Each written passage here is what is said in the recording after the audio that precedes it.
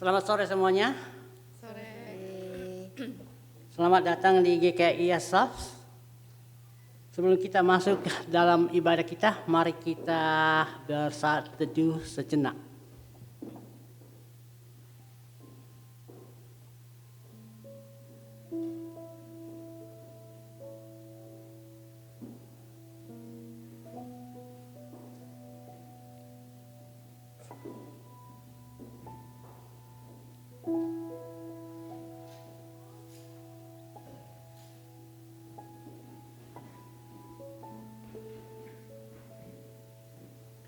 Mari kita berdoa.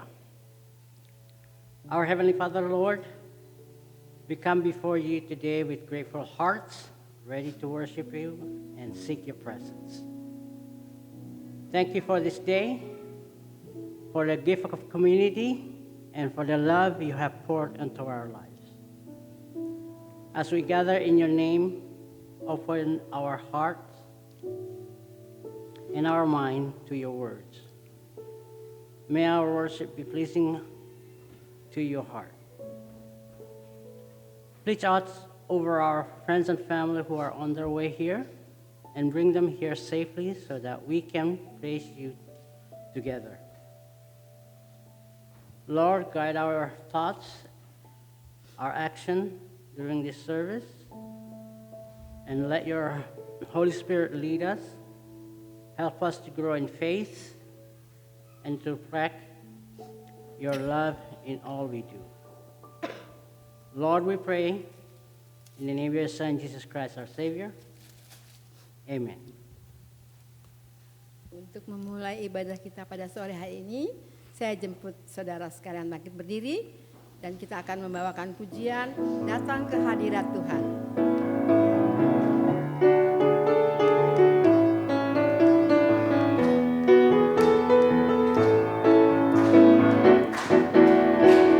Datang ke hadirat Tuhan dengan hati yang penuh sukacita.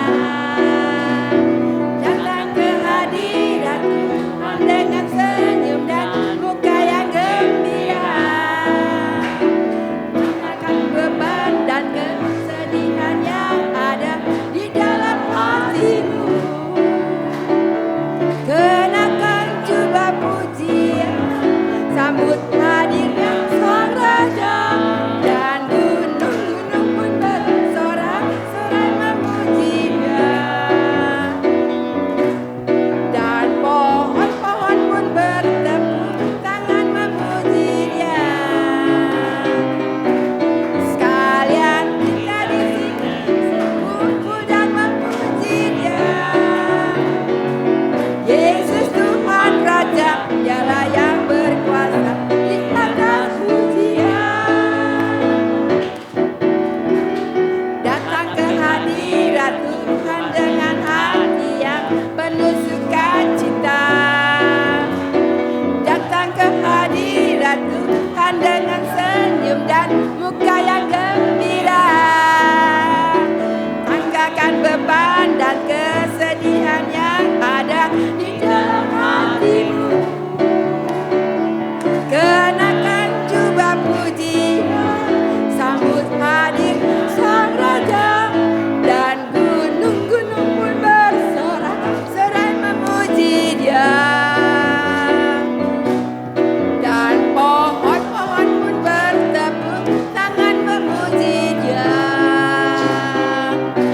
Sekalian kita di sini berkumpul dan memuji Dia. Yesus Tuhan Raja, Dialah yang bertahta di atas pujian, dan gunung-gunung pun bersorak memuji Dia, dan pohon-pohon pun bertepuk tangan memuji Dia. Sekalian kita di sini berkumpul dan memuji Dia. Yesus Tuhan Raja, Dialah yang bertahta di atas pujian. Berbahagialah mereka yang mengikuti jalan-jalan Tuhan.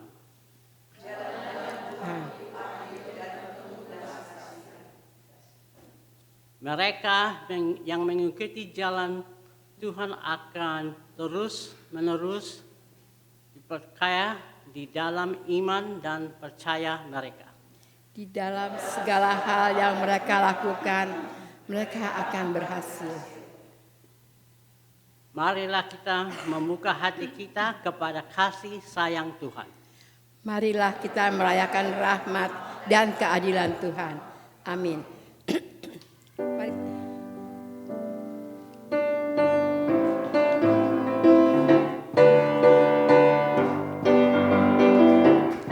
Jalan hidup orang benar diterangi oleh cahaya firman Tuhan. Jalan hidup orang benar semakin terang hingga remang tengah hari. Apabila dia jatuh, tidaklah dibiarkan sampai tergeletak, sebab tangan Tuhan jua yang menopangnya dan membangunkan dia kembali.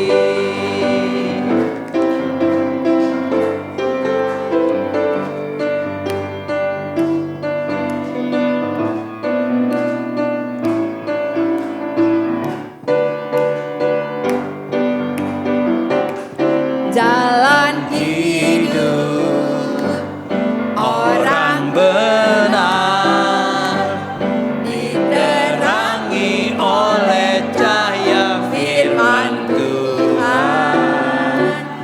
Jalan hidup orang benar semakin terang hingga remang tengah hari.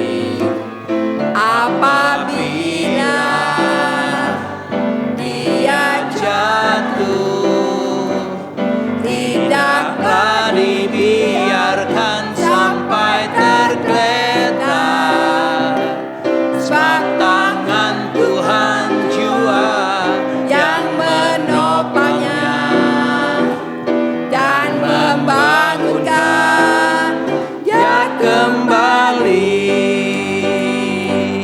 sebab tangan Tuhan jua yang menopangnya dan membangunkan dia Kembali. Pertolongan kita adalah di dalam nama Tuhan yang menjadikan langit dan bumi. Amin.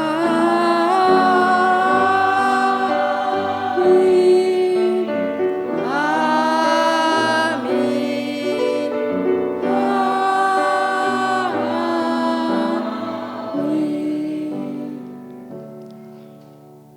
Kasih karunia dan damai sejahtera dari Allah Bapa dan Tuhan kita, Yesus Kristus, menyertai saudara sekalian. Matai saudara juga. Silakan Jemaat duduk Bapak Ibu Saudara.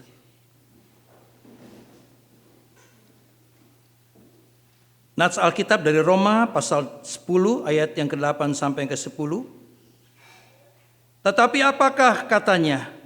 Ini, firman itu dekat kepadamu, yakni di dalam mulutmu dan di dalam hatimu.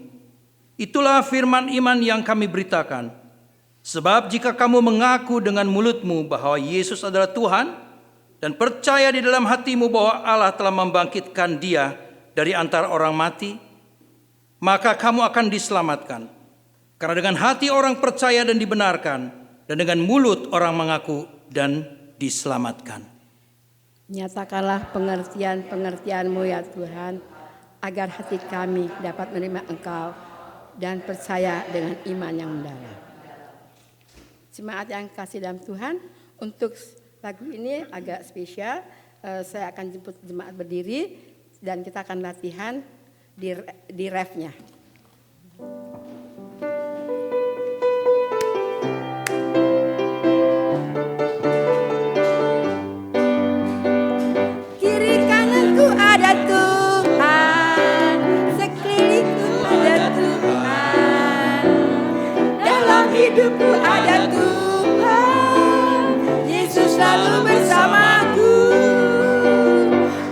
kananku ada Tuhan, sekelilingku ada Tuhan, dalam hidupku ada Tuhan, Yesus selalu bersamaku. Lanjut.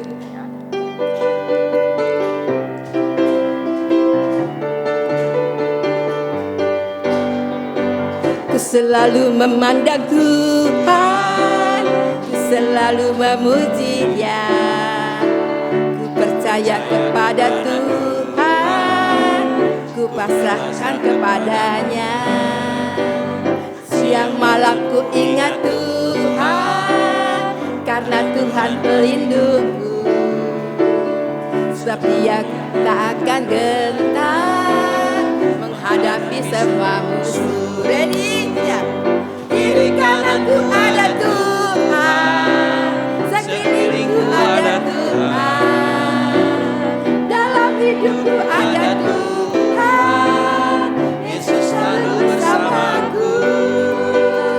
Kiri kananku ada Tuhan, sekelilingku ada Tuhan, dalam hidupku ada Tuhan, Yesus selalu bersamaku.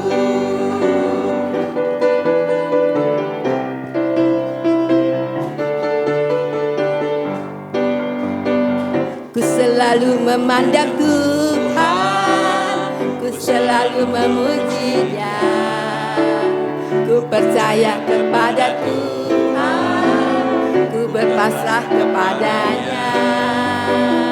Siang malam ku ingat Tuhan, karena Tuhan pelindungku. Sebab Dia ku takkan gentar menghadapi semua musuh.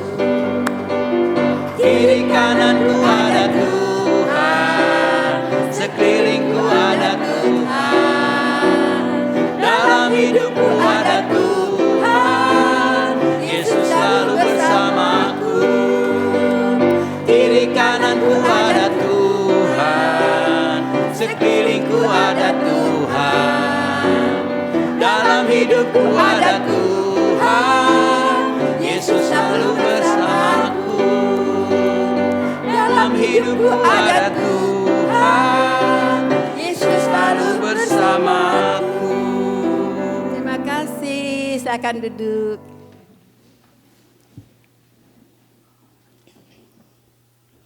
Allah Sang Pencipta segala sesuatu yang indah, kami mengaku kepadamu dan kepada satu sama lain. Betapa seringnya kami gagal menjalani hidup yang Engkau kehendaki bagi kami. Kami menyibukkan diri dengan banyak hal dan lalai mendengarkan suaramu. Terlalu sering kami melihat yang terburuk di dunia ini kami dan melewati tanda-tanda harapan baru. Dengan cepat kami menyuarakan ketidaksetujuan kami satu sama lain dan menolak melihat wajah-Mu di dalam diri kami yang tidak bersependapat dengan kami. Kami berfokus pada luka, kemarahan, dan kekecewaan kami sendiri. Dan menutup hati kami terhadap anugerah-Mu. Oh cahaya kudus, ampunilah kami.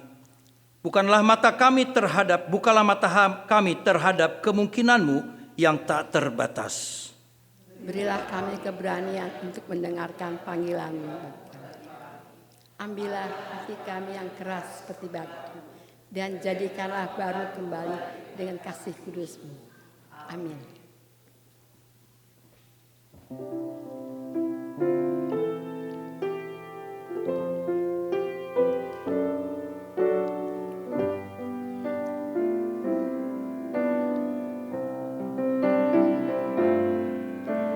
Oh, to Jesus I surrender. All to Him I freely give. I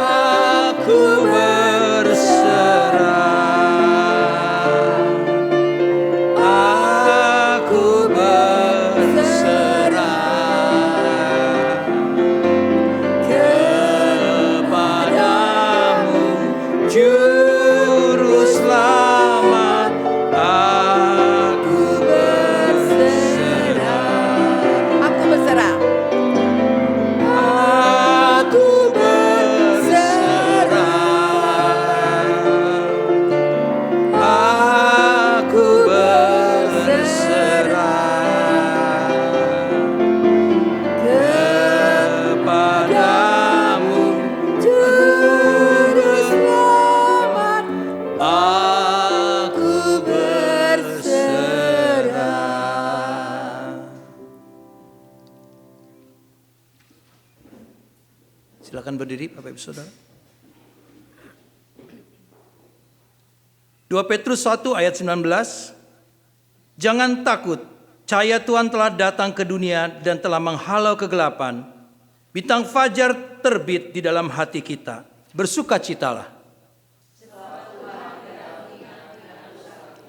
Tetapi merangkul kita sebagai miliknya yang terkasih. Terpujilah Tuhan hari ini dan selama-lamanya. Mari kita menyanyikan lagu Bertirus Rindu Sungaimu.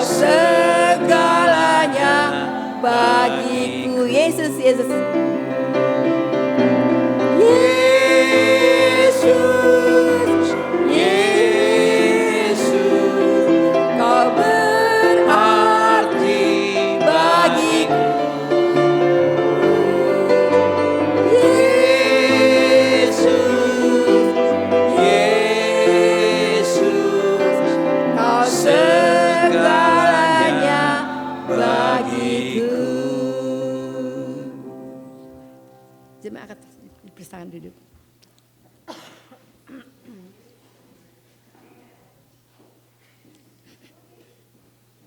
Mari anak-anak, kita mau berdoa.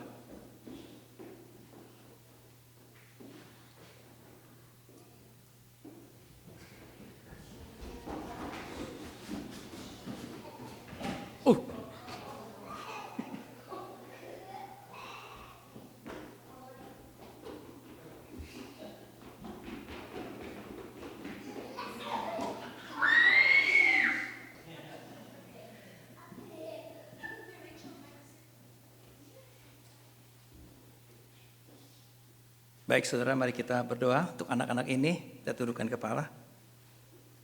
Bapa, kami bersyukur Tuhan, tak henti-hentinya bersyukur karena anugerah Tuhan yang begitu ajaib dalam kehidupan kami. Kami juga bersyukur kalau Tuhan menganugerahkan anak-anak ini bagi kami Tuhan. Ada suatu generasi penerus yang akan senantiasa memberitakan firman-Mu, memberitakan kesaksian-kesaksian hidup yang telah nyata Tuhan. Engkau izinkan kami sebagai orang tua untuk membawanya ke altar sekolah minggu agar mereka boleh belajar akan firman-Mu. Tuhan, begitu berharga di mata-Mu anak-anak ini Tuhan. Bahkan mereka adalah pemilik kerajaan sorga. Mereka lah yang mempunyai kerajaan sorga. Oleh karenanya Tuhan, biarlah Engkau pakai mereka Tuhan ketika mereka belajar akan firman Tuhan. Ketika mereka mendengar cerita-cerita akan kabar sukacita yang ada lewat firman-Mu, lewat guru-guru sekolah minggu. Kiranya Tuhan bukakan hati anak-anak ini Tuhan. Meskipun mereka masih kecil, tetapi kami tahu kuasa daripada Roh-Mu yang kudus yang mampu menjamah anak-anak ini. Dan kami percaya Tuhan juga pakai guru sekolah minggu yang akan membimbing mereka. Pakai Tuhan sesuai dengan kehendak-Mu. Pakai Tuhan agar apa yang diajarkan oleh guru-guru ini Tuhan boleh menjadi berkat bagi anak-anak ini. Boleh menjadi bekal untuk mereka melanjutkan kehidupan mereka sampai mereka dewasa nanti. Urapi Tuhan guru-guru sekolah minggu yang telah Kau pakai untuk mengajar anak-anak ini. Biarlah Tuhan suasana di sekolah minggu kiranya bagi anak-anak ini boleh menjadi suasana yang sukacita. Suasana yang senantiasa dirindukan oleh anak-anak ini. Terima kasih Bapa di surga. Kami bersyukur dan kami serahkan anak-anak ini ke dalam tangan-Mu, ke dalam pengasuhan Roh Kudus-Mu, di bawah bimbingan guru sekolah minggu. Di dalam nama Yesus hamba berdoa dan bersyukur. Amin.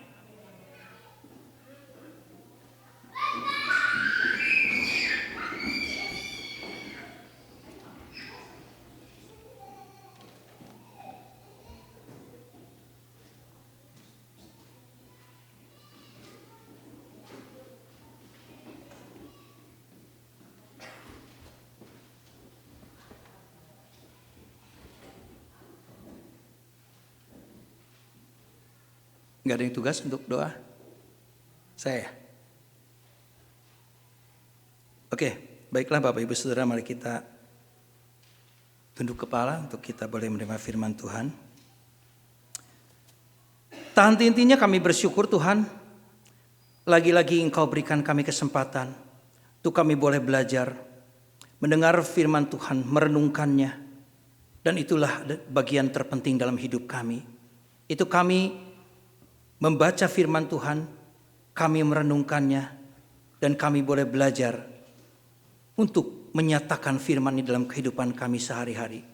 Terima kasih untuk kesempatan kami Tuhan, kami boleh mendengarkan sebagian daripada firman-Mu. Buka hati kami sebagai tanah yang subur untuk kami boleh menerima firman Tuhan. Kau sembunyikan hamba-Mu di balik salib-Mu Tuhan, sehingga lewat pemberitaan ini hanya Engkau sendiri saja yang nampak ya Bapa. Biarlah Tuhan, hati kami juga boleh melihat terang melalui firman Tuhan ini. Karena firman Tuhan adalah terang bagi jalan kami, terang bagi kaki kami. Dan kami percaya Tuhan, lewat firman Tuhan yang akan kami dengar, kami semakin boleh didewasakan. Lewat firman Tuhan yang akan kami dengar, kami semakin menyadari bahwa kami sungguh membutuhkan firman-Mu itu ya Bapa. Biarlah firman itu boleh tertanam dalam hati kami, dan kami boleh menjadi alat Tuhan di kemudian hari, bahkan sejak saat kami Engkau panggil menjadi anak-anak Tuhan. Terima kasih Bapa di surga, kami bersyukur untuk kasih setia-Mu. Biarlah Tuhan jadikan telinga kami sebagai saluran untuk kami boleh menerima berita yang terbaik sepanjang minggu ini. Terima kasih Bapa di surga, kami bersyukur dan siap menerima firman-Mu. Di dalam nama Yesus, hamba berdoa dan bersyukur. Amin.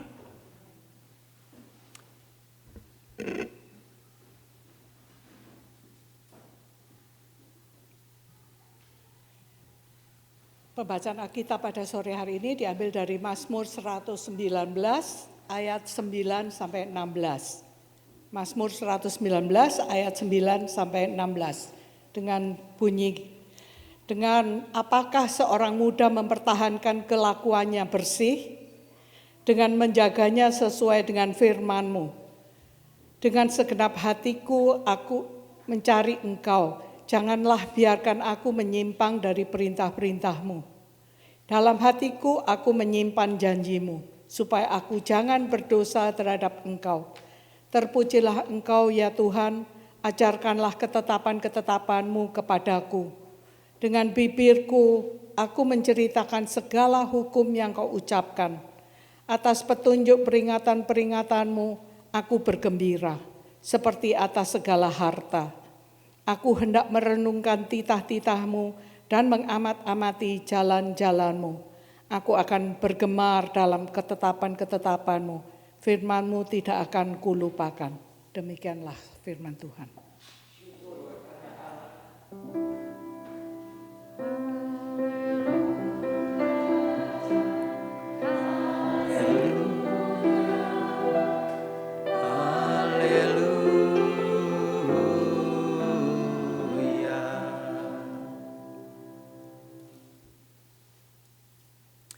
Shalom Bapak Ibu Saudara yang saya kasih dalam Tuhan Yesus. Selamat sore, selamat hari Minggu, dan selamat berjumpa kembali dengan saya, Saudara. Kebetulan tahun lalu kami berdua ya, tepatnya saya dan istri saya sempat melayani juga di tempat ini. Sungguh satu rencana Tuhan, waktu Tuhan begitu indah kita boleh ketemu lagi. Nah Saudara, seperti biasa saya datang, saya bawa firman Tuhan, dan istri saya tugasnya lain ya. Nanti dia akan menyanyikan beberapa buah lagu Saudara. Lagu pujian, mungkin nanti istri saya akan nyanyi setelah doa syafaat dan doa Bapa kami ya Saudara. Baiklah Saudara, seperti apa yang disampaikan oleh kepada kami Saudara tentang tema untuk minggu ini Saudara ya, yang terambil dari Mazmur 119 ayat 9 sampai 16 yang tadi kita sudah baca Saudara. Saya sungguh terkagum-kagum dengan apa yang pemazmur tulis. Sebagai latar belakang Saudara, Mazmur 119 ini adalah sebuah mazmur yang memiliki ayat paling panjang. Sejauh Alkitab mencatat ayat-ayat di dalam kitab maupun pasalnya, Mazmur 119 ini adalah mazmur yang paling panjang ya. Ayatnya sampai 176 Saudara. Dan kenapa segitu panjangnya? Karena memang sebenarnya tidak habis-habisnya untuk menceritakan kebaikan Tuhan. Ya, nah Saudara, kebaikan Tuhan itu diantaranya dengan firman Tuhan yang Tuhan berikan kepada kita umatnya. Ya, kalau kita melihat Saudara keseluruhan pasal 119 dari Mazmur ini Saudara, ini memiliki satu tema global. Ya, tema dari seluruh ayat yang ada sejumlah 176 itu Saudara ya. Nah kurang lebih temanya adalah berbahagialah orang yang hidup menurut Taurat Tuhan. Jadi Mazmur 119 ini memiliki tema tentang Taurat Tuhan atau firman Tuhan yang kita kenal saat ini, atau Injil, atau lebih lengkapnya Alkitab kita ini ya, sebagai sumber berkat dan kebahagiaan Tuhan bagi kita. Nah Saudara, jadi pasal ini Saudara benar-benar menegaskan bahwa setiap orang yang selalu mengingat akan perintah Tuhan, mengingat akan firman Tuhan, mengingat akan apa yang Tuhan titahkan Saudara, pemazmur menjanjikan pasti hidupnya bahagia. Kenapa? Karena pemazmur ini sesungguhnya sedang bersaksi bahwa apa yang dialami oleh beliau adalah sesuatu yang membahagiakan ketika dia mengikuti jalan Tuhan. Ya Saudara, yang jadi pertanyaan, siapakah beliau itu? Penulis Mazmur ini Saudara, memang banyak yang mengira atau menafsirkan, karena udah sering kali kita mendengar kalau yang namanya Mazmur ditulisnya oleh siapa, Saudara, ada yang tahu gak? Daud. Seringkali kalau kita dengar Mazmur sudah pasti Daud, padahal Saudara, Mazmur itu tidak semuanya oleh Daud ya. Nah salah satunya adalah Mazmur 119 ini. Jadi begini, dugaan yang paling kuat ya, sesuai dengan gaya tulisan di Mazmur 119 ini, maka ditafsirkan, banyak menafsirkan lebih tepatnya ini ditafsirkan yang penulisnya adalah Ezra dan Nehemia. Kenapa demikian Saudara? Karena kalau kita lihat ini sebagai latar belakang aja Saudara ya, meskipun ini nggak ada di dalam tema naskah khotbah saya. Mazmur 119 ini adalah satu tulisan yang ini kan puisi Saudara sebenarnya ya. Puisi yang ditulis oleh pemazmur ini, dia memiliki gaya bahasa itu gaya bahasanya orang Babel. Jadi ini nggak ada gaya bahasa yang seperti ini yang dipakai oleh orang Ibrani. Makanya kenapa dianggap ini dan kuat sekali dugaannya ditulis oleh orang yang pernah ke Babel. Kalau Daud kan nggak pernah ke Babel ya. Jadi setelah mereka kembali dari pembuangan di Babel yang dipimpin oleh Esra dan Nehemia, saat itu mereka kembali membangun bait Allah. Saudara kalau masih ingat. Mereka pulang dari Babel, mereka oleh pimpinan Esra dan Nehemia mereka membangun bait Allah. Dan mereka kembali karena di Babel di pembuangan itu mereka sangat terbatas waktu untuk mereka beribadah. Bahkan hampir tidak ada waktu. Mereka nggak ada bait Allah di sana. Orang Israel itu kalau dia berdoa itu ikut ritual. Nggak bisa mereka sembarangan berdoa. Sehingga ketika mereka dalam pembuangan nggak ada bait Allah. Mereka kehilangan event-event mereka untuk beribadah dengan Tuhan. Makanya begitu mereka kembali ke Yerusalem saudara. Nah mereka pada saat itu merasa kerinduan itu sangat menggebu-gebu untuk belajar firman Tuhan. Jadi tepat sekali kalau ketika Esra Nehemia dia menulis Mazmur ini, dia juga mengajak bangsa Israel untuk kembali beribadah kepada Tuhan. Mereka membangun bait suci seperti itu yang kita dengar ya ceritanya bagaimana mereka setelah kembali. Nah saudara, jadi sekarang sebelum kita lanjutkan kita jadi tahu dulu gitu ya. Si beliau ini penulis Mazmur ini siapa ya? Yaitu Esra. Saya sangat percaya sekali Esra dan Nehemia karena ditulis dalam cara gaya puisi atau tulisan kitab yang unik sekali. Saudara kalau nanti perhatikan di rumah lah, nggak usah di sini saudara. Kita bisa lihat setiap bagian daripada Mazmur 119 ini itu selalu 8 ayat. Ya, bahkan kalau di kitab bahasa Inggris, saya ini pakai kitab bahasa Indonesia agak ngiri-ngiri juga saudara. Hampir semua kitab bahasa Inggris itu di setiap bait dibilangnya, kalau dalam puisi ada baitnya. Setiap bait itu selalu ada 8 ayat. Ya.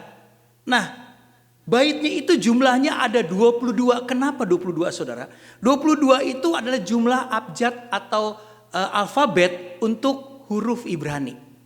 Unik sekali ya. Jadi kalau di kitab, nggak tahu Bapak Ibu Saudara kalau pakai kitab bahasa Inggris saya rasa kebanyakan itu ada. Jadi bait pertama itu pasti di atasnya ada alef.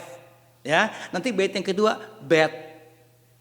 Ketiganya ada Gmail, ditulis gitu Gmail. Nah itu adalah abjad, alef, bet, Gmail, dalet, he, waw dan seterusnya saudara.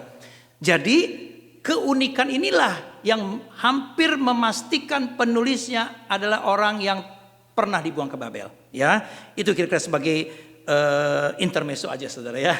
Kebetulan kalau ibadah sore begini saya nggak terlalu terburu-buru saudara. Jadi saya kalau khotbah nanti lebih dari 1 jam nggak apa-apa ya saudara ya. Amin. Di atas 1,5 jam karena Ibu dia mau nyanyi 16 lagu nggak apa-apa juga ya saudara ya. Gitu. Kalau tadi saya keburu-buru saudara ya karena mesti kesini dan sebagainya dari San Jose. Enggak, sorry Bapak Ibu Saudara, ini saya cuman just kidding. Kata cucu saya sekarang lagi senang. Sama saya suka ngomong seenaknya gitu selama-lama, just kidding gitu selalu saudara ya. Jadi ini cuman ya, bercanda aja. Nggak mungkin saya khotbah, saya juga pegel saudara. Capek juga mulutnya gitu ya. Nah, baik saudara. Jadi saudara kalau kita lihat tadi di ayat yang ke-9 yang pertama kita baca saudara dari Mazmur 119 ini saudara. Pemazmur itu sedang mengajukan pertanyaan. Ya. Nah, sebenarnya inti dari pertanyaan itu adalah bertanya kepada orang muda di situ dituliskan ya, kepada orang muda bagaimana supaya dia bisa atau orang muda ini bisa menjaga jalannya agar tetap bersih. Kalau di Alkitab tadi dituliskan di ayat 9 itu bagaimana anak muda itu mempertahankan kelakuannya bersih. Itu tepatnya Alkitab. Saya ingin bandingkan dengan Alkitab terjemahan baru yang kedua. Bapak Ibu Saudara ada yang tahu nggak di sini? Jadi LAI itu tahun lalu mengeluarkan Alkitab baru, gitu ya. Namanya terjemahan baru 2, ya.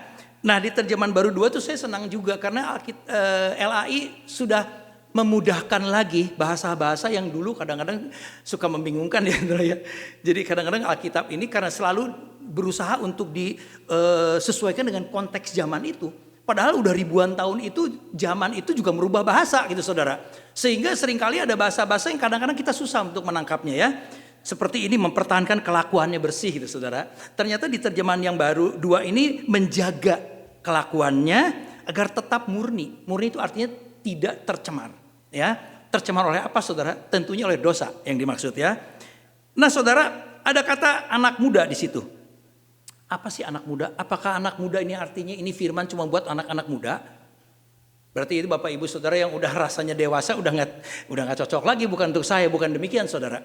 Seringkali di perjanjian lama itu terutama di Amsal Saudara, Salomo seringkali mengatakan kepada pembacanya, itu dia mengatakan seringkali dengan istilah orang muda gitu ya, anak-anakku gitu. Dia beberapa ayat Amsal banyak yang mencatat kepada jemaat itu anak-anakku. Kenapa demikian Saudara? Sesuai dengan zamannya itu, kebudayaan mereka, perkataan anak-anak muda, hai anakku, anak muda dan sebagainya, orang muda dan sebagainya, itu ingin memberi tanda bahwa sesungguhnya anak-anak Tuhan, meskipun mengakuinya anak Tuhan nih, dalam konteks sekarang kita anak-anak Tuhan, tapi seringkali di mata Tuhan kita ini masih jadi orang yang kurang berhikmat. Kita seringkali ngaku sebagai anak Tuhan, sebagai orang Kristen, tapi seringkali kita juga kurang berhikmat dalam menjalani firman Tuhan, kurang berhikmat dalam menjalani kehidupan ini, Saudara, ya. Dan bahkan secara firman Tuhan juga seringkali Tuhan melihat kita nih masih kurang berpengetahuan tentang firman Tuhan. Makanya Saudara, sore hari ini firman Tuhan saya rasa cukup keras, bukan untuk Bapak Ibu Saudara, buat saya juga Saudara ya. Benar-benar menegur bagaimana kedekatan kita dengan firman Tuhan, dengan sabda Tuhan, ya. Nah, jadi Saudara, jadi maksud si pemazmur artinya di sini orang-orang muda bukan berarti muda ya, cuma dalam tanda petik orang muda, tapi untuk kita semua, Saudara, bagaimana supaya kita atau anak Tuhan itu selalu mengingat ya bahwa kita harus membersihkan jalan kita. Jalan-jalan kita harus selalu bersihkan dan kita selalu harus ingat tentang kelakuan kita kira-kira agar tidak berdosa, Saudara.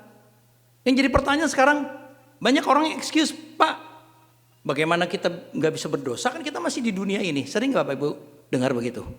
Bahkan bukan cuma mendengar, mungkin Bapak Ibu juga masih suka ngomong gitu. Kalau berbuat dosa dikit ya kecil-kecil nggak apa-apa lah, orang kita masih di dunia. Seringkali kita bilang, kita kan manusia, normal dong berdosa gitu ya. Tapi itu adalah apa yang menjadi ungkapan-ungkapan sebenarnya yang dipengaruhi oleh keadaan dunia ini. Saudara, sebagai anak Tuhan seharusnya kita harus hapus di dalam dictionary kita, dictionary rohani kita, ya Saudara ya. Nah, jadi artinya apa Saudara? Pemazmur sini jelas sekali dia mengajak kita lewat firman Tuhan agar kita tidak berbuat dosa. Berat nggak? Berat ya? Banget Saudara.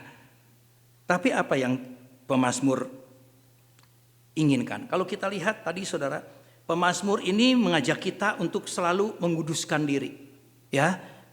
Dan yang lebih daripada itu, caranya untuk kita menguduskan diri adalah dengan cara menjalankan, menaati, mengikuti, berpegang kepada firman Tuhan itu. Tidak lain, apa yang kita baca 8 ayat itu isinya adalah itu. Nah, Saudara, karena hanya firman Tuhan yang memiliki kuasa untuk membuat kita bisa hidup tanpa berdosa. Sekali lagi, hanya firman Tuhan yang mempunyai kuasa agar kita bisa hidup tanpa berbuat dosa. Berat ya Saudara ya. Saudara, tapi saya sungguh bersyukur. Kali ini diberi tema oleh gereja Saudara. Karena saya sangat belajar luar biasa ya. Lewat firman Tuhan ini yang memiliki kuasa supaya kita jangan tersesat. Mungkin kalau tersesat terlalu ekstrim lah. Itu yang tadi saya bilang. Seringkali kita cuma bohong-bohong dikit ya oke lah gitu ya Saudara ya. Hari ini bohongnya dikit, besok agak lumayan gede. Lusanya udah lebih kebal. Dosa tuh bikin kebal loh Saudara. Bener gak? Orang tuh kalau yang selalu menjaga jangan sampai berbuat dosa. Sekalinya dia kepepet bisa berdosa, dia pasti grogi Saudara. Dan setelah itu dia pasti menyesal sekali. Nah yang jadi pertanyaan Saudara, kita nih gitu gak? Habis kita berbohong misalnya gitu, kita santai-santai aja apa kepikiran? Ada yang menegur kita, ada selalu yang mengingatkan kita, ada kegelisahan ketika kita berbuat dosa. Sekecil apapun dosa kita, pasti ada kegelisahan. Itu adalah tanda kita ada Roh Kudus. Ya, bahaya juga ya kalau kita udah berbuat dosa tapi kayaknya kita udah kebal. Waduh, kata Pak Pendeta ini kita udah gak punya Roh Kudus Saudara. Gak segampang itu sih ya. Complicated ya soal itu. Nah Saudara, jadi Saudara dengan kuasa itulah, ya si pemazmur dengan kuasa firman Tuhan itulah, si pemazmur memastikan kita, meyakinkan kita bahwa sesungguhnya kita bisa hidup tanpa berdosa. Jangankan berdosa saudara, orang firman Tuhan bilang apa? Sempurnalah kamu, karena Bapa di surga juga sempurna. Kira-kira kalau orang yang gak berbuat dosa masih belum sempurna menurut saya. Ya, tapi kalau orang yang sempurna di hadapan Bapa udah pasti tidak berbuat dosa. Amin. Aminnya berat banget ya saudara ya. Aminnya berat banget ya. Oke lah, tapi itu juga yang saya alami saudara. Rasanya iya ya, kok kita jadi orang Kristen kok diajarin sama pemazmur nih udah gitu di perjanjian lama lagi. Mulai excuse lagi, ya perjanjian lama kan bukan buat kita, udah gak berlaku zaman sekarang gitu ya. Paulus, Yesus mengajarkan lebih keras lagi daripada pemazmur. Betul kan? Orang Yesus mengajarkan tentang berzina aja perjanjian lama, perjanjian baru lebih berat. Orang perjanjian baru, orang melihat wanita mengingini aja udah berzina. Artinya kualitas firman Tuhan di perjanjian baru mau tidak mau itu jauh lebih tinggi standarnya. Amin ya saudara. Nah saudara, ketaatan kepada firman Tuhan itu tidak begitu aja.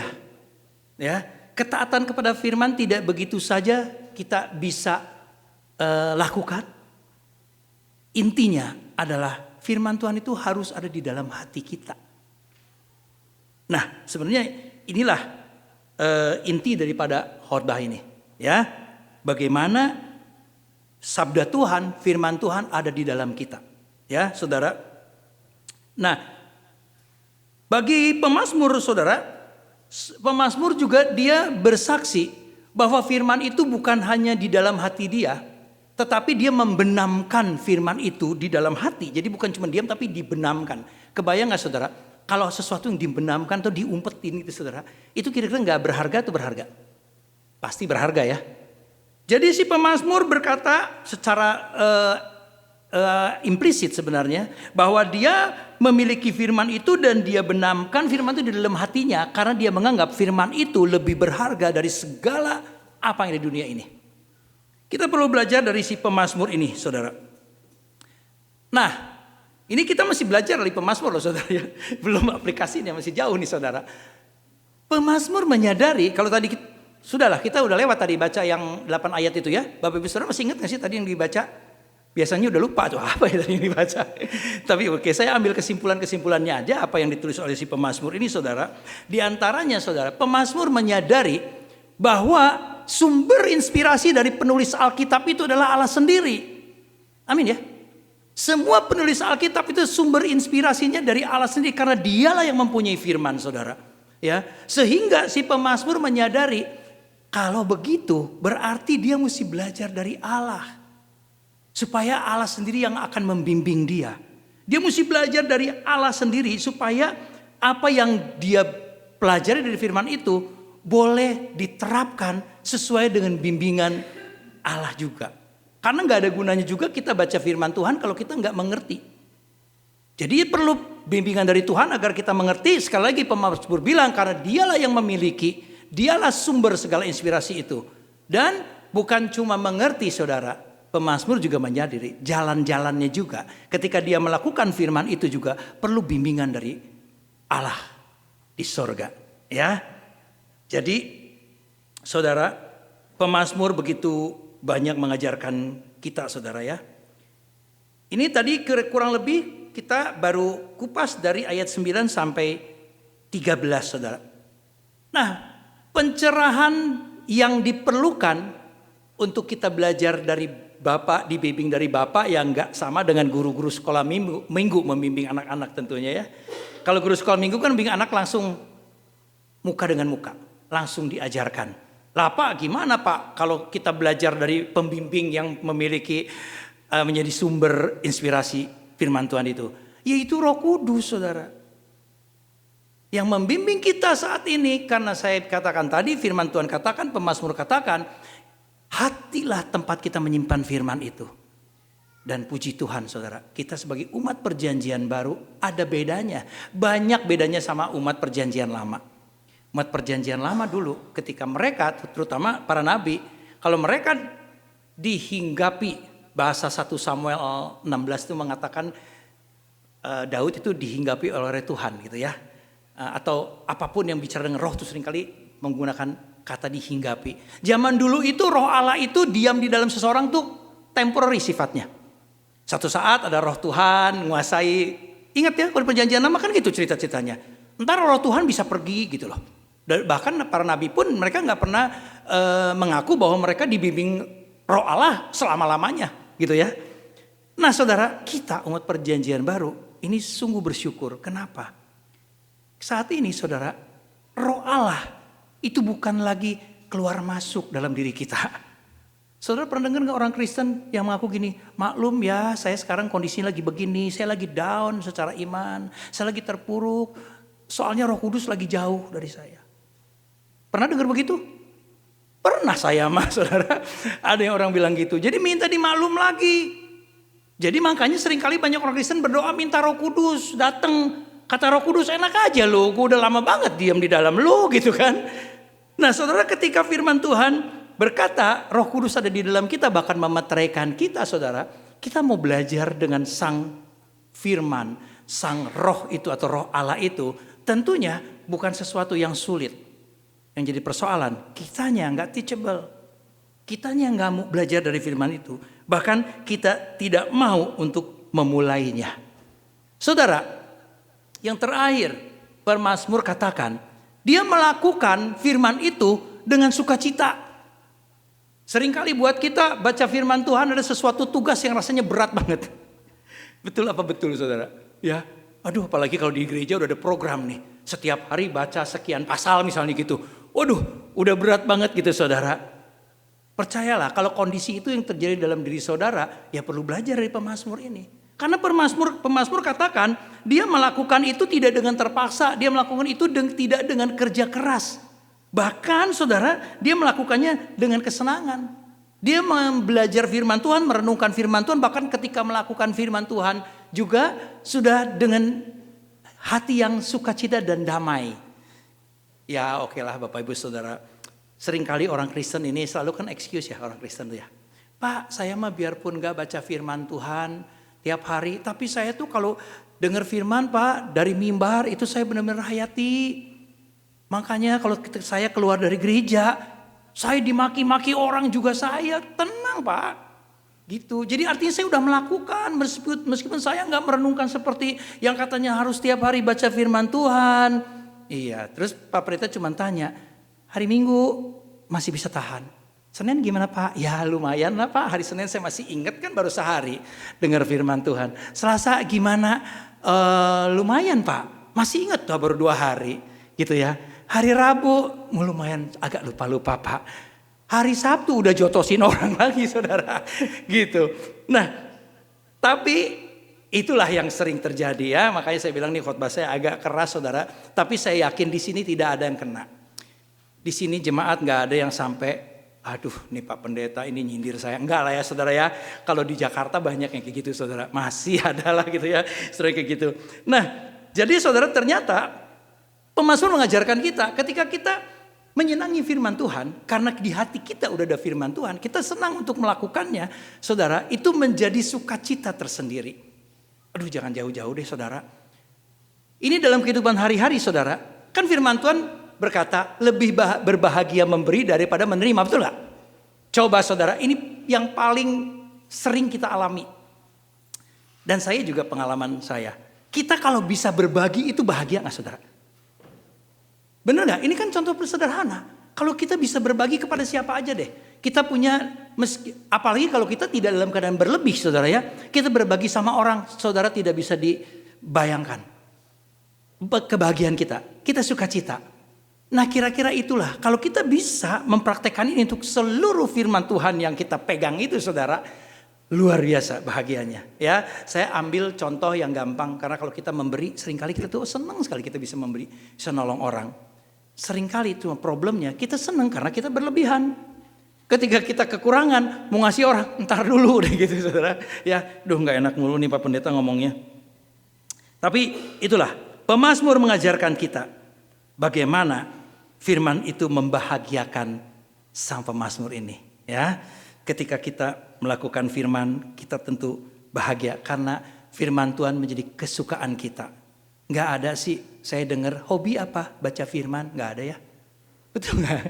Dari kecil nih saya sering ditanya atau nanya ke orang, hobimu apa? Oh, hobi saya olahraga, musik, wah apa segala macam loh, mancing apa segala macam. Nggak pernah saya dengar ada yang menjawab, hobi saya baca firman Tuhan. Kalau ada, berbahagialah.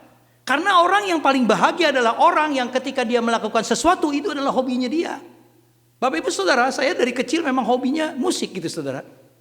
Apapun yang terjadi dalam dunia ini, bagaimanapun kacaunya dunia ini, saya nggak peduli asal saya masih bisa bermusik, kira-kira gitu, ya. Bisa nggak kita bilang apapun yang terjadi dalam dunia ini, selama saya hobinya baca firman Tuhan, saya tidak pernah takut. Puji Tuhan ya. Tapi di sini saya percaya orang-orang yang ada di ruang ini seperti itu, saudara. Amin, ya harus amin, ya saudara. Nah saudara, mungkin kita yang bertanya-tanya dari tadi baru bicara tentang bagaimana si pemazmur ini memberi wejangan kepada kita, mengajarkan kepada kita, bersaksi kepada kita. Yang jadi pertanyaan, sebenarnya untuk apa sih belajar mazmur tadi itu? Untuk apa sih belajar mazmur tadi? Pak, kalau enggak juga enggak apa-apa kan, saya oke-oke aja tuh, fine-fine aja saya gitu kan. Terus jadi esensinya apa dong? Kita membahas Mazmur 119 ini. Saudara, disadari ataupun tidak disadari saudara, kita semua pasti memiliki tujuan akhir dalam hidup ini. Kira-kira tujuan akhir hidup ini atau setelah mengakhiri hidup ini kita mau apa gitu kan? Kira-kira saya yakin dan percaya pasti semua akan menjawab, saya mau hidup kekal bersama dengan Tuhan Yesus. Ya kan? Sebenarnya saudara, saya percaya kita orang-orang percaya, anak-anak Tuhan, itu setelah kita terima Yesus dan percaya Yesus, kita sudah menerima firman Tuhan, kita menerima berita tentang kebenaran, berita tentang keselamatan, kita terima Yesus sebagai Tuhan Juru Selamat. Firman Tuhan katakan apa? Ketika kamu percaya, dimeteraikan dengan Roh Kudus yang dijanjikannya itu. Jadi kita orang yang sungguh-sungguh percaya kepada Yesus saudara, kita semua udah dimeteraikan dengan Roh Kudus. Apa arti materai? Materai itu bisa sekali ada materai, contohnya surat perjanjian lah. Ketika surat perjanjian udah ditempelin materai saudara, itu perjanjian itu tidak akan pernah bisa dibatalkan kecuali oleh kedua belah pihak. Betul nggak? Bapak Ibu Saudara kalau bikin tanda tangan di atas materai perjanjian bisa, saya mau batalin sepihak. Gak bisa saudara. Saudara tidak lagi berhubungan dengan orang yang sama-sama tanda tangan dengan saudara, yang terlibat dalam perjanjian dengan saudara. Tetapi ketika saudara membatalkan sepihak, saudara berhubungannya dengan siapa? Berurusannya dengan hukum. Kenapa di firman Tuhan selalu ada kata perjanjian? Karena perjanjian Allah dengan manusia dalam konteks ini, Tuhan dengan kita orang percaya yang sudah dimeterai dengan Roh Kudus itu nggak bisa dibatalkan sepihak. Orang Kristen bisa membatalkan, kita nggak bisa nggak membatalkan. Mau batalin perjanjian dengan Tuhan. Sebenarnya untuk kita membatalkan bisa cuma ngomong saudara. Tetapi kasih setia Tuhan itulah yang mengikat perjanjian itu. Ketika kita tidak setia, firman Tuhan katakan ia tetap setia.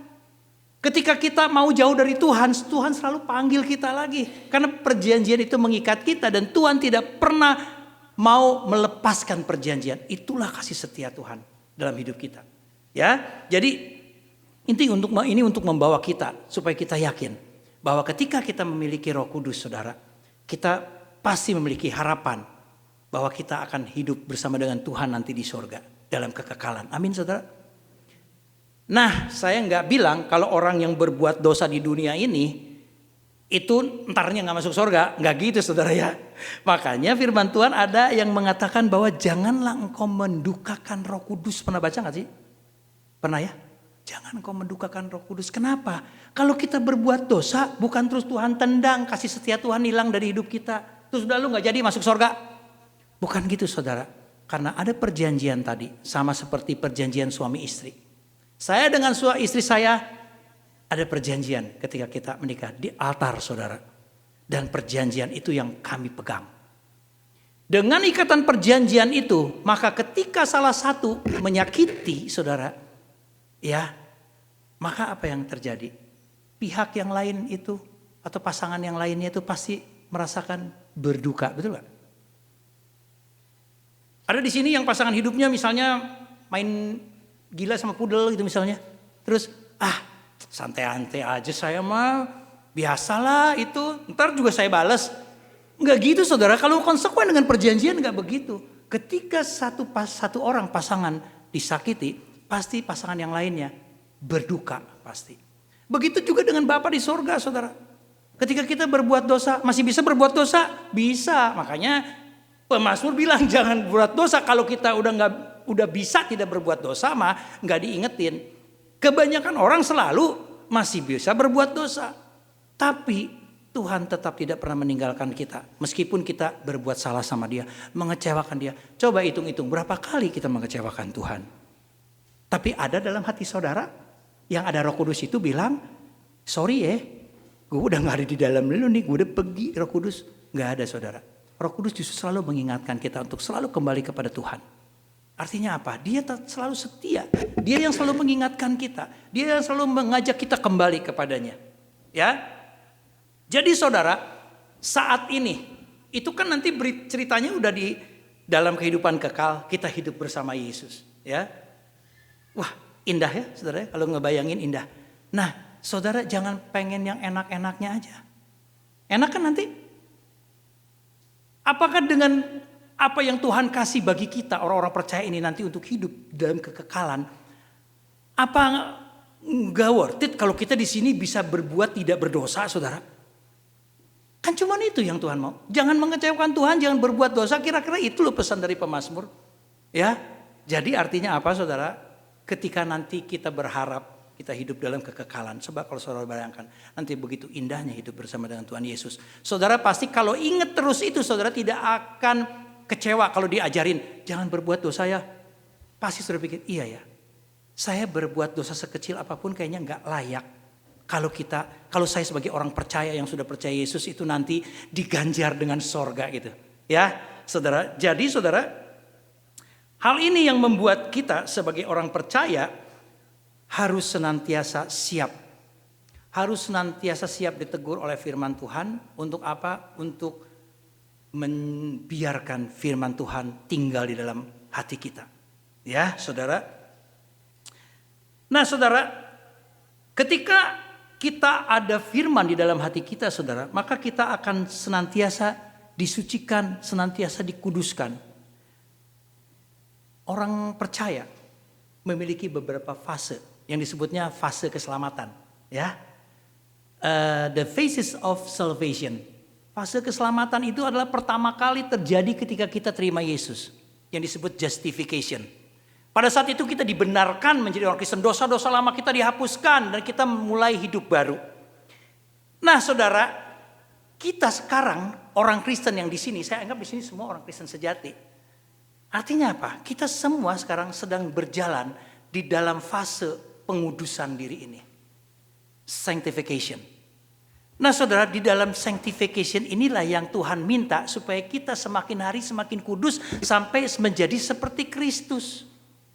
Makanya pemazmur juga bercerita mengatakan kepada kita adalah bagi orang-orang yang hidup di dalam fase ini. Fase sanctification ini, fase pengudusan ini. Saudara sadar atau tidak, kalau saudara ingat isi daripada perjanjian baru. Masih ingat isi perjanjian baru ya? Dari Matius sampai Wahyu, ya, jangan bilang dari Mika sampai Maliaki, gitu saudara.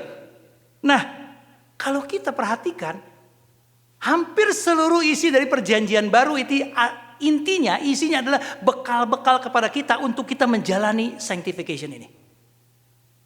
Coba saudara perhatikan, apa yang Tuhan ajarkan lewat Injil. Keempat Injil itu. Apa yang rasul-rasul ajarkan di Kisah Para Rasul. Apa yang Paulus ajarkan. Murid-murid Yesus yang lain. Misalnya Yohanes, Petrus, ada surat-surat yang ditulis oleh mereka itu. Apa yang mereka ajarkan? Semua adalah yang diajarkan adalah bekal untuk kita menjalani saat sekarang ini. Sampai nanti kita datang ke tempat keabadian. Betul gak? Ya.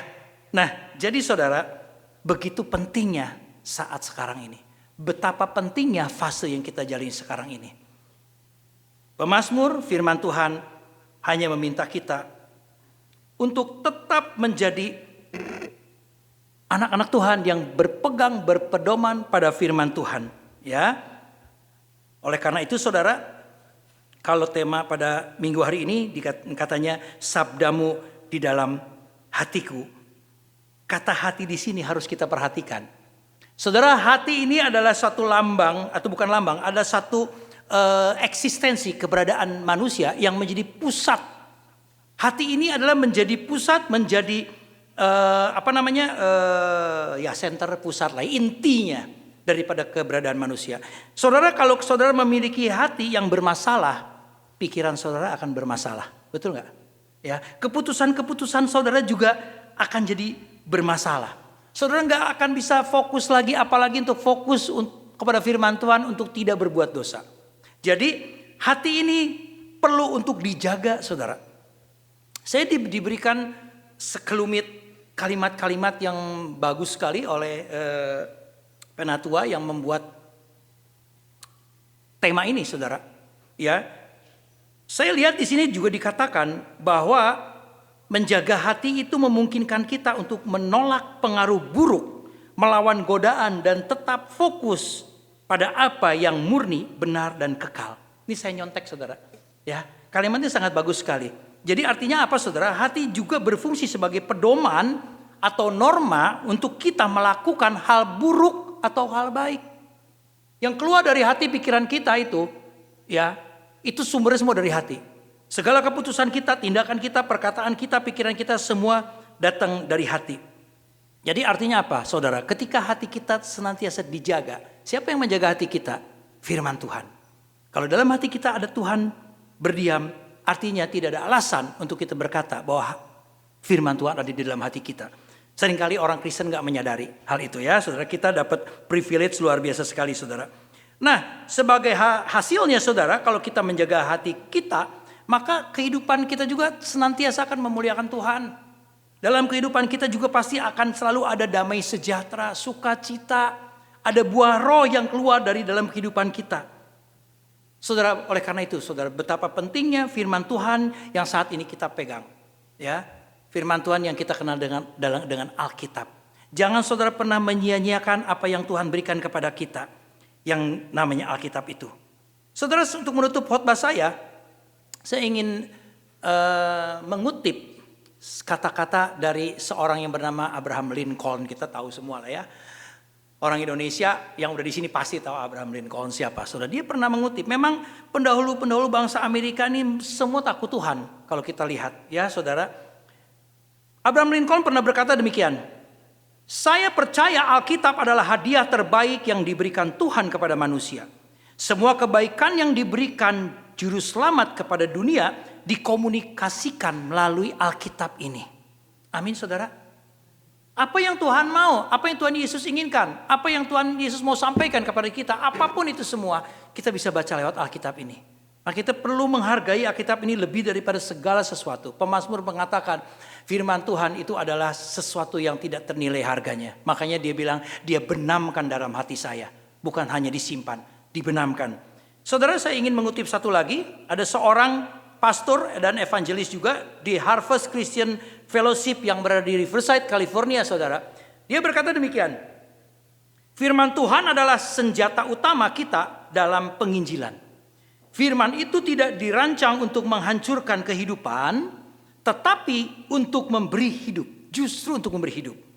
Firman itu tidak digunakan untuk menyakiti, tetapi seperti pisau bedah untuk menyelamatkan.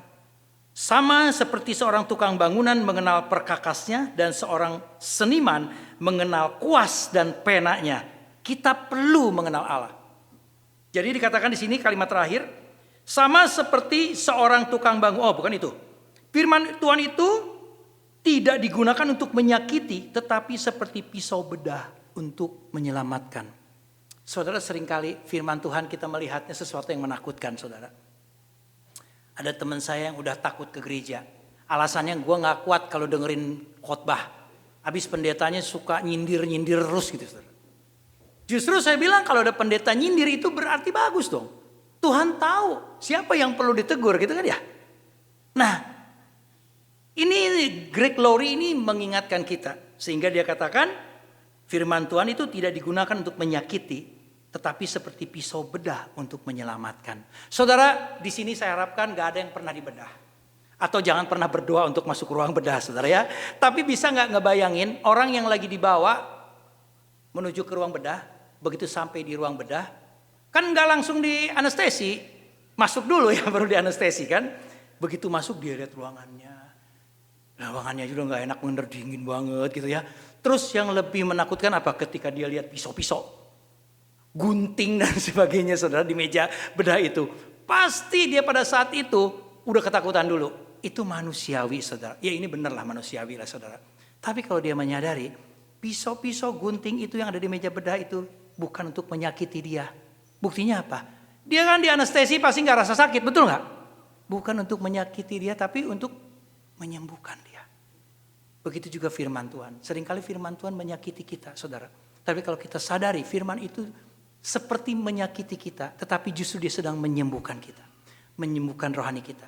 Satu lagi contoh yang tadi terakhir. Dikatakan seperti seorang tukang bangunan mengenal perkakasnya, mengenal toolsnya ya. Dan seorang seniman mengenal kuas dan penanya. Kita perlu mengenal Allah. Saudara, seorang seniman, seorang tukang bangunan, dia tahu persis ketika dia mau melakukan apa, dia menggunakan apa. Karena dia punya tools.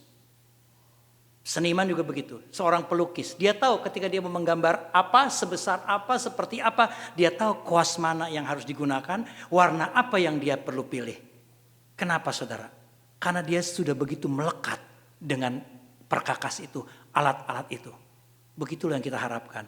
Ketika firman Tuhan telah melekat dalam hati kita.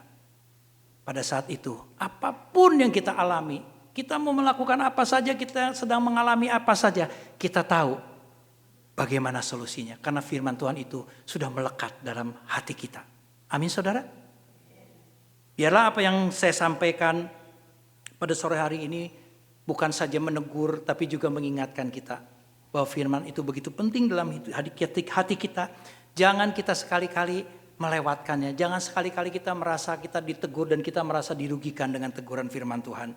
Ya saudara, jadi Tuhan Yesus sebagai firman yang hidup itu, dialah yang menggenapi semua Taurat yang dicatat di perjanjian lama, termasuk oleh si pemazmur yang tadi kita baca. Pemazmur katakan firman Tuhan, sabda Tuhan, semuanya itu saudara, kita kenal sekarang namanya Tuhan Yesus Kristus.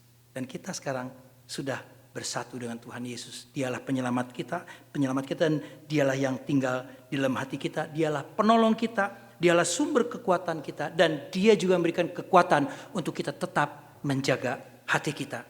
Sampai akhirnya kita dengan tidak ragu bisa berkata, aku tidak takut sebab sabdamu ada di dalam hatiku. Amin. Tuhan memberkati. Kita tunduk kepala saudara. Bapa di surga, kami sungguh bersyukur Tuhan. Engkau begitu ajaib menuntun kami. Engkau begitu sempurna memelihara hidup kami. Tuhan, kami sungguh bersyukur kalau Engkau selalu mengingatkan kami. Apa yang Engkau berikan lewat firman-Mu yang seringkali seperti pedang, bahkan pedang bermata dua, yang masuk ke dalam relung hati kami, merobek relung hati kami. Namun Tuhan, bukan saja Engkau merobek hati kami, relung hati kami, nurani kami, tetapi Engkau juga yang memiliki tujuan membalutnya. Engkau juga yang memiliki tujuan agar kami secara spiritual semakin hari semakin mengerti akan firman Tuhan. Agar kami boleh lekat erat bersama dengan Engkau. Sehingga kami boleh mengerti apa yang harus kami lakukan, kerjakan, pikirkan, putuskan ketika hati kami sudah dikuasai dengan Roh-Mu yang kudus, dengan firman-Mu yang kudus ya Bapa. Terima kasih Bapa, kami sungguh bersyukur. Namun Tuhan, ampuni kami kalau kami masih belum seperti apa yang Kau kehendaki dalam hidup kami. Kami masih seringkali kecewa ketika ada yang menegur kami lewat firman-Mu. Bahkan kami kecewa ketika kami membaca firman-Mu. Bahkan Tuhan, kami seringkali menolak firman-Mu karena kami menyadari kami sebagai manusia yang lemah. Kami tidak mampu menjalankan firman-Mu. Ampuni kami Tuhan. Justru sebelum kami melakukan apapun dalam dunia ini Tuhan, ketika kami dibenarkan oleh firman-Mu, ketika kami telah menjadi murid Tuhan, kami menyadari bahwa kami memiliki Roh-Mu yang kudus, bahkan kami dimeteraikan dengan Roh-Mu yang kudus. Sehingga tidak ada alasan kami Tuhan untuk takut menjalani firman-Mu. Tidak ada alasan kami untuk takut menjalani kehidupan ini ya Bapa. Apapun halangan, rintangan, hambatan, pergumulan sekalipun dalam hidup kami mampu menghalaunya. Karena firman Tuhan satu-satunya solusi dalam hidup kami. Terima kasih Bapa di surga. Kami bersyukur untuk kasih setia Tuhan yang sungguh luar biasa dalam hidup kami. Kami bersyukur untuk firman-Mu pada sore hari ini.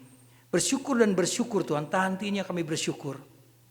Hamba-Mu juga telah selesai menyampaikannya Tuhan. Namun hamba percaya firman ini tidak akan berlalu dengan begitu saja. Tetapi dia akan senantiasa tertanam dalam hati kami masing-masing. Dan dia akan tertanam dalam hati kami, sanubari kami, nurani kami. Sehingga ketika kami membenamkan di dalam hati kami ini, dia akan semakin tertanam dalam dan dia akan berakar kuat di dalam hati kami. Untuk menjadi bekal hidup kami ketika dia bertumbuh dan bahkan berbuah lebat dalam hidup kami. Biar lewat buah roh itu Tuhan, buah daripada hati kami yang telah tertanam oleh firman-Mu, kami boleh menjadi saksi dimanapun kami berada. Kami boleh memuliakan Engkau dalam hidup kami Tuhan. Dimanapun Kau tempatkan kami Tuhan. Biarlah Tuhan kami boleh berkata, firman-Mu ada di dalam hati kami. Terima kasih Bapa di surga, kami bersyukur untuk kesempatan sore malam hari ini. Di dalam nama Yesus, hamba berdoa dan bersyukur. Mari yang percaya katakan, amin. Tuhan memberkati kita semua.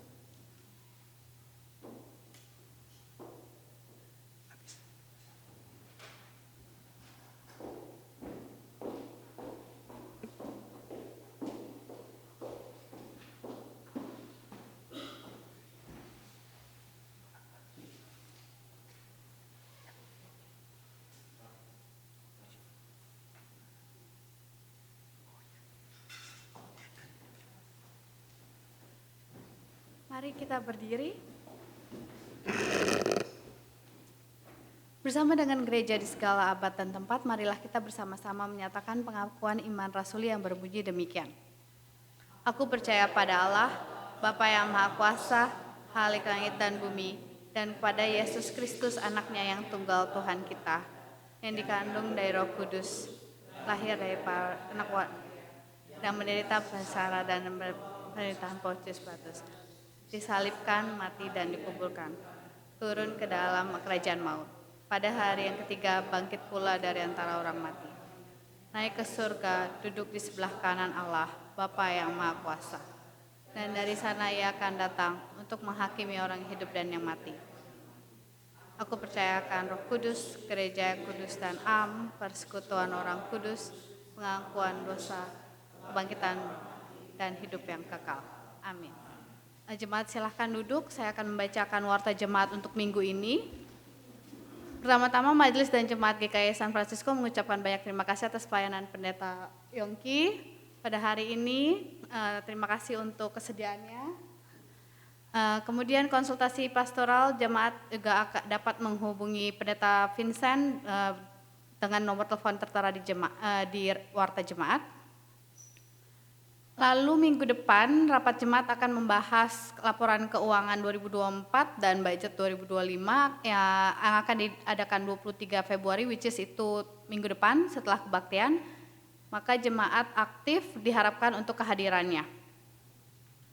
Lalu ada Parent Teacher Conference untuk anak sekolah minggu diadakan pada tanggal 2 Maret, jadi minggu depannya lagi setelah kebaktian. Diharapkan kehadiran para orang tua. Dan untuk info lebih lengkapnya yang lain mengenai jadwal pelayanan firman, petugas, donatur konsumsi, kehadiran serta persembahan dapat dilihat dalam warta jemaat mingguan jika kalian belum punya ada di grup WA juga. Terima kasih.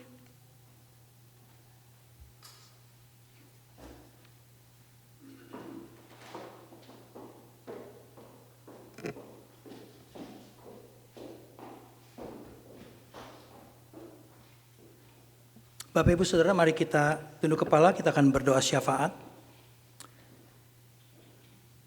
Bapa di surga, kami bersyukur Tuhan, kembali kami menaikkan doa ini kepadamu Tuhan, karena Engkaulah sumber dari jawaban atas doa-doa kami. Terima kasih Tuhan, kami percaya Tuhan yang ada di dalam hati kami, firman-Mu yang telah terukir dalam hati nurani kami.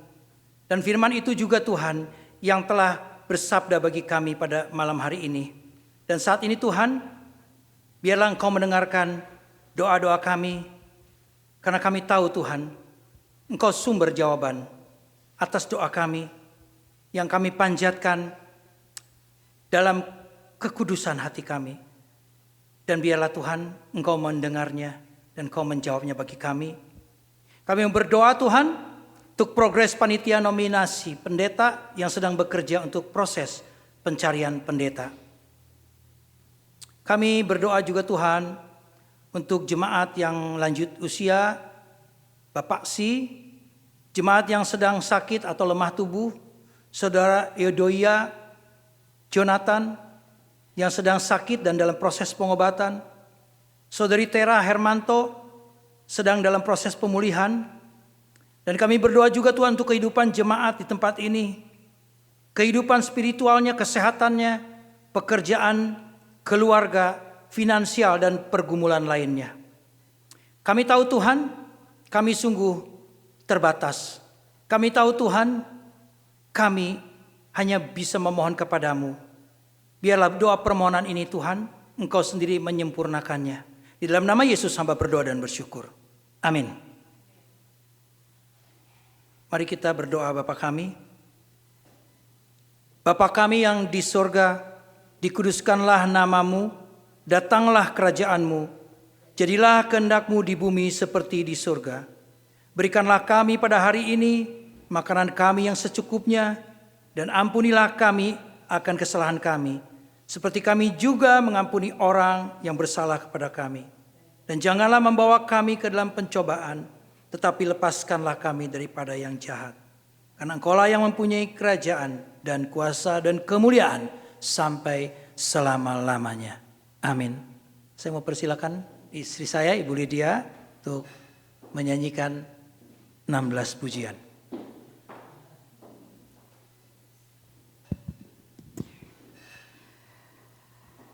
Selamat sore menjelang malam Bapak Ibu Saudara terkasih.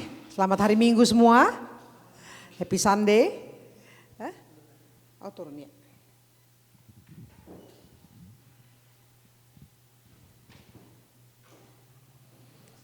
Ya.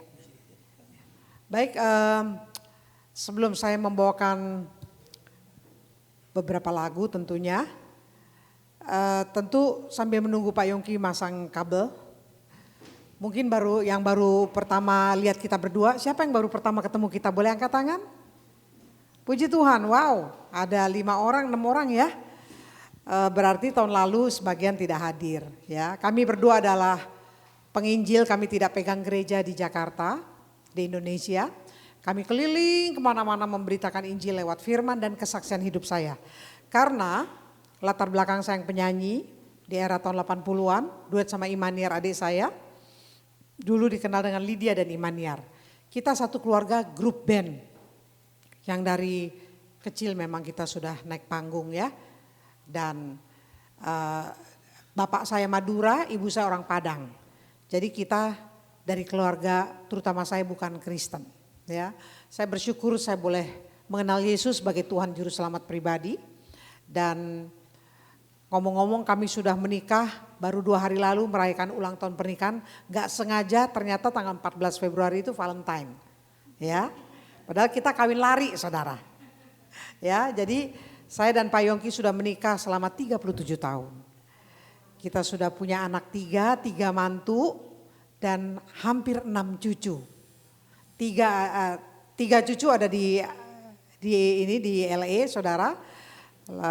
Anak saya 1 di sini, dia sudah bersuami dan suaminya juga orang Indonesia, ya, Chinese Manado.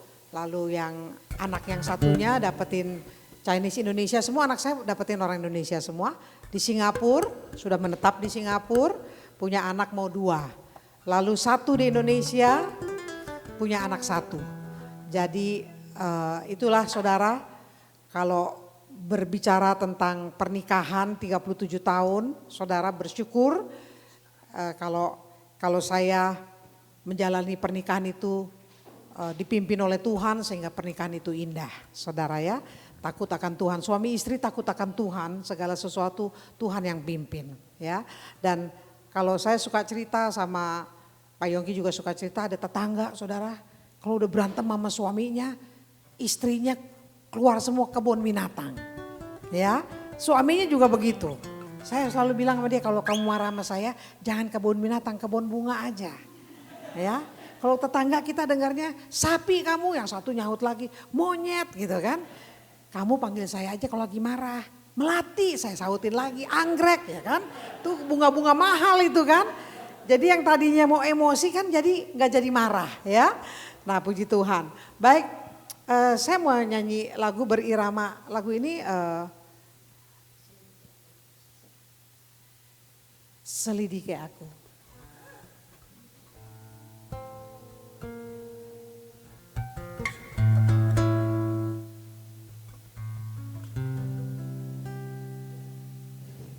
Selidiki aku.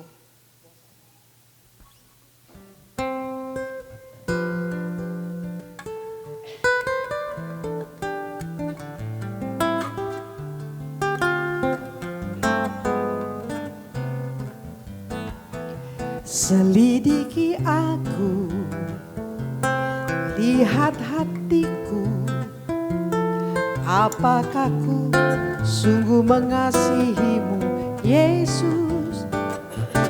Kau yang maha tahu dan mengenal hidupku, tak ada yang tersembunyi bagimu. Sekali lagi, selidiki aku,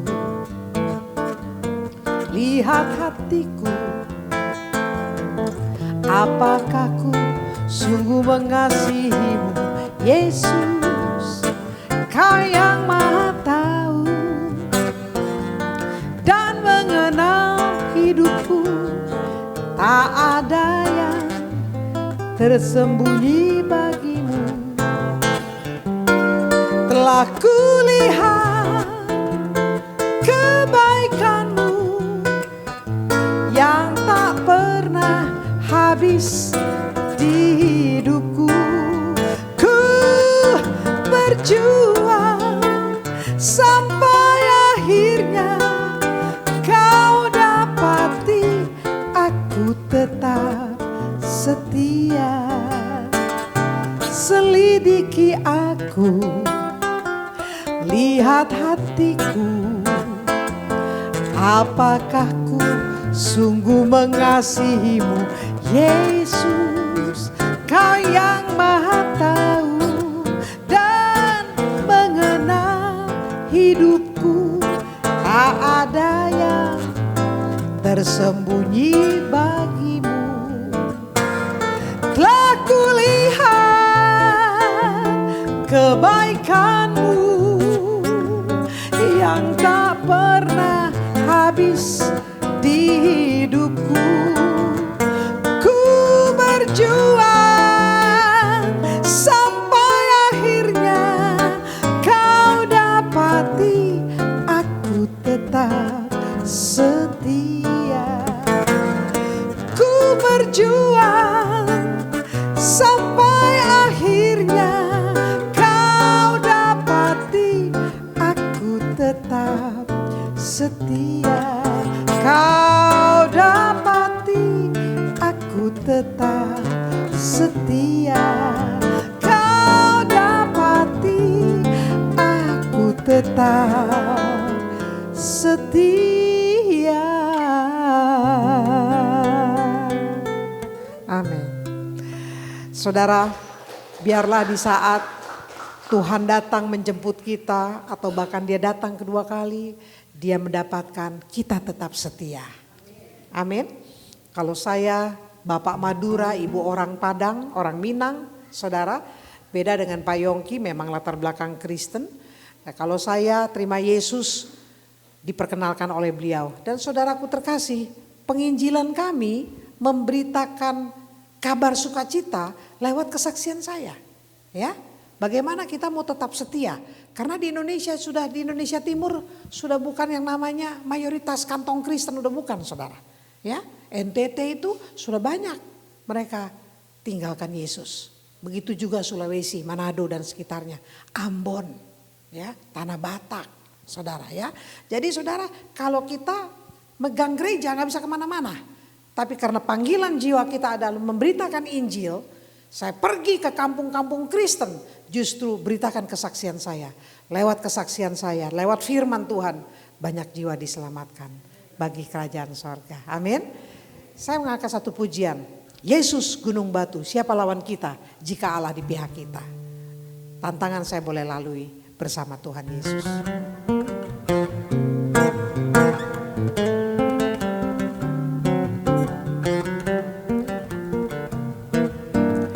Du du du du du du du. Du papa du papa du. Du papa du papa du. Du papa du papa du. Papu dupa, dia gunung batuku, dia benteng perisaiku. Ku tak akan jatuh bila bersama dia. Dia gunung batuku, dia benteng perisaiku. Ku tak akan jatuh bila bersama dia. Kemenangan siapakah lawan kita bersama Yesus? Oh bahagia, kemenangan demi kemenangan siapakah lawan kita bersama Yesus? Oh bahagia, bedupa bedupa, dupa bedupa bedu.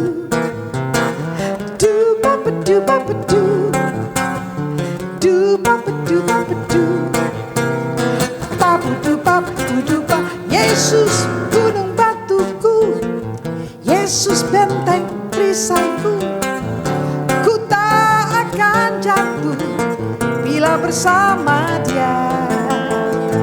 Dia gunung batuku, dia benteng perisaiku.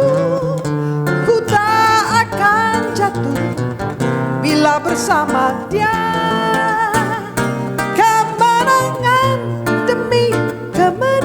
Siapakah lawan kita bersama Yesus? Oh bahagia, kemenangan demi kemenangan siapakah lawan kita bersama Yesus?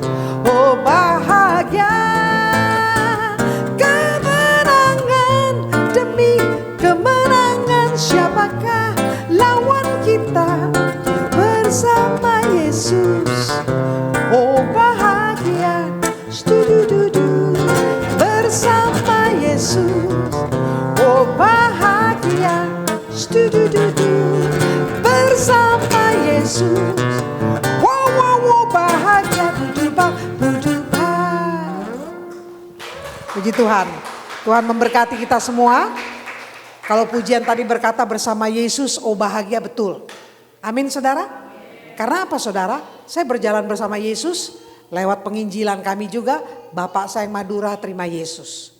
Ibu saya yang sudah haji 3 kali juga sudah terima Yesus. Abang saya yang memualafkan istrinya yang Manado. Abang saya akhirnya jadi Kristen. Istrinya balik lagi jadi Kristen. Ya, begitu juga ponakan. Dan kalau bicara adik-adik rohani di luaran sana di Indonesia, banyak penginjil, banyak yang kami injili, yang tadinya mau kawin beda agama, bahkan suaminya yang Kristen mau ikut istrinya akhirnya nggak jadi, malah istrinya yang ikut jadi Kristen. Ya, saudaraku terkasih, bantu doa. Kami hanya butuh doa supaya kami masih mampu melakukan ini di Indonesia, keliling kemana-mana, supaya tantangan kami lewati bersama Yesus dan semuanya akan Tuhan permudah. Injil diberitakan. Tuhan memberkati. Terima kasih.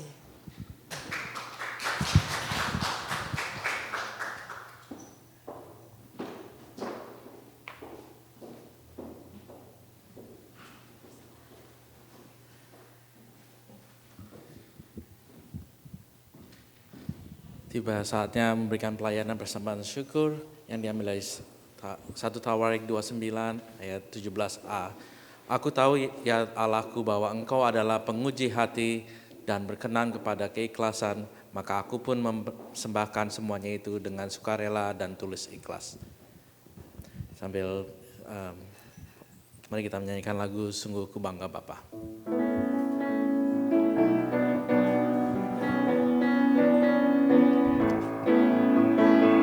Sungguh ku bangga Bapa, punya Allah seperti Engkau.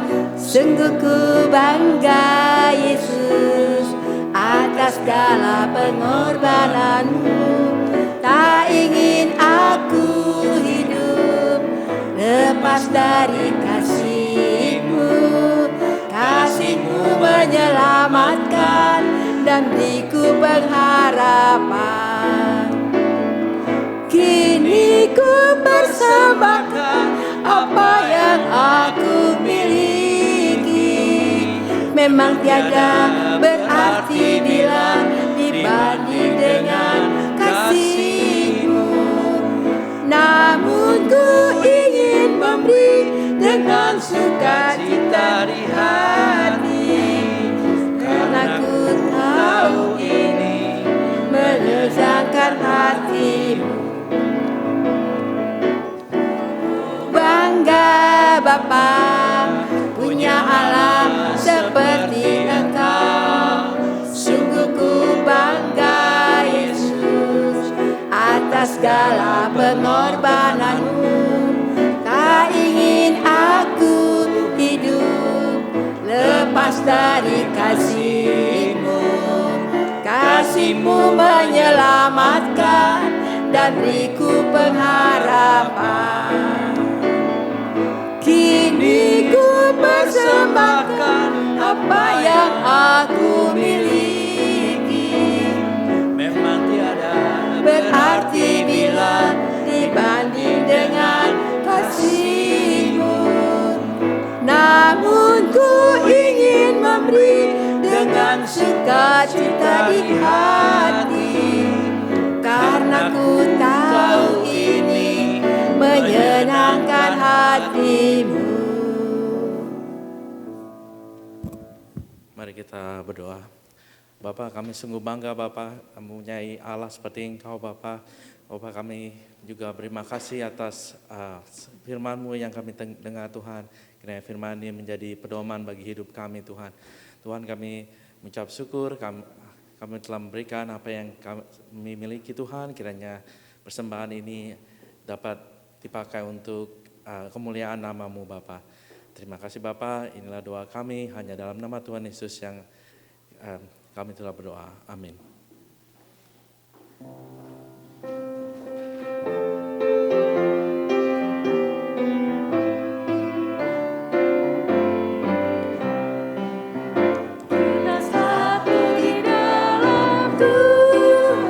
Satu gereja yang esa, marilah bertolong-tolongan, kau dan aku semuanya. Marilah bertolong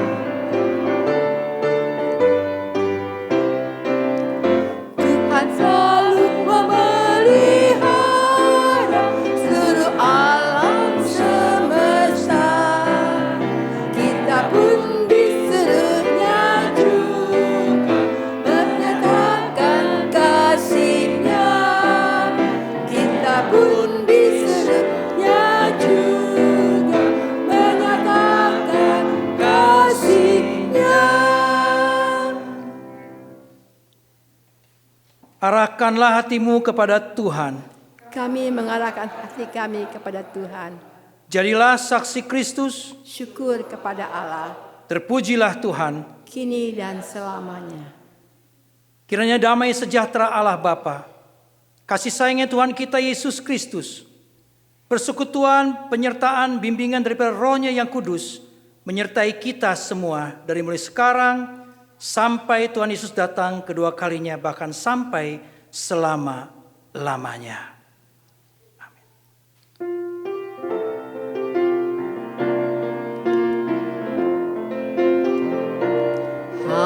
Haleluya, haleluya, haleluya, amin. Di setiap kata dan karyaku, haleluya, amin.